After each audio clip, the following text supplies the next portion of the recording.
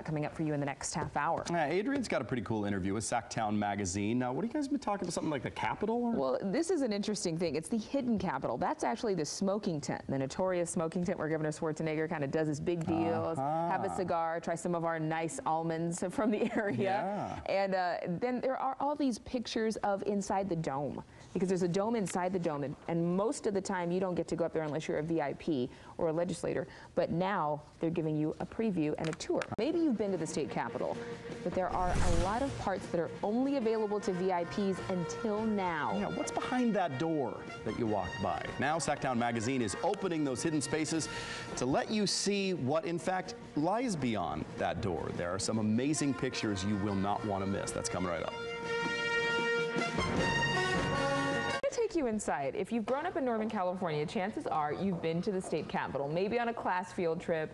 Chances are you only got around the outside, and you took the tour to the different rooms and you didn't really get in behind the scenes. Sactown magazine though definitely did. Reporter Ann Shulock, she actually was able to get a rare glimpse at the Capitol building, parts that people haven't seen since the 1940s. Right, we did. We take people up inside the cupola, which the view from there is about 233 feet above the city. That's amazing. There's 360-degree views, and they closed that to the general public during World War II. So this is something that people who work in the building every day don't even have access to. Very special, very VIP. We have a few of the pictures. I don't know that we have the cupola, but we do have the governor and first lady's private offices. I thought this was kind of interesting because the first lady has a very girly door. I think it says like, "Don't worry, a woman is working." Relax, there's a woman on the job. Yeah, there's a woman on the job, but this picture here is inside the governor's office. This is actually the governor's cabinet room. It's called the Ronald Reagan Cabinet Room. So you can get little glimpses of some of his personal memorabilia. In the lower left is a picture with Sylvester Stallone and Bruce Willis from a movie he's doing this summer.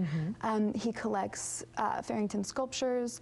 That's one on display there. Right here. And this guest book has been signed by everyone from Adam Sandler to The Rock to Vicente Fox, former Mexican president, Clint Eastwood. A lot of big names have come through. Very fancy. Okay, what's the next picture we have? I think that this one is going to be, drumroll please, as we pull up the next photo. This is interesting. This is different. Yeah, this is a void that's on the Senate side of the Capitol, where what we're looking at is actually the former exterior of the building, the second-story eastern side. But in 1949, they added an annex, or decided to add an annex to the building, so they expanded it, and it created this sort of odd space, odd void. And so it's kind of used as a utility closet now, but you can still see all the architectural details from what used to be the exterior of the building. Interesting. Okay, do we have any more, guys? Because there are so many pictures inside Sactown magazine. We don't want to give them all away to you. I think this is the one that I was talking about earlier. They've got doors. You can see the state seal on the governor's. This is leading to his private office on the left, and then Maria's little bit of humor there with "There's a woman on the job." With the painting around the outside of the door. Yeah, there's a mural there showing the goddess Minerva that is kind of representing the courage and the strength of women. And that'll likely get carried out from the governor's office or the governor's quarters to the California History Museum, right? Because once they do leave office, she's going to probably keep that as something as part of her legacy. Right. I mean, that was painted on panels, so it can be moved to the museum and people can continue to see it no matter who comes in. One thing that was very cool, and you guys went up to the cupola. Is that the right way to say it? Yes.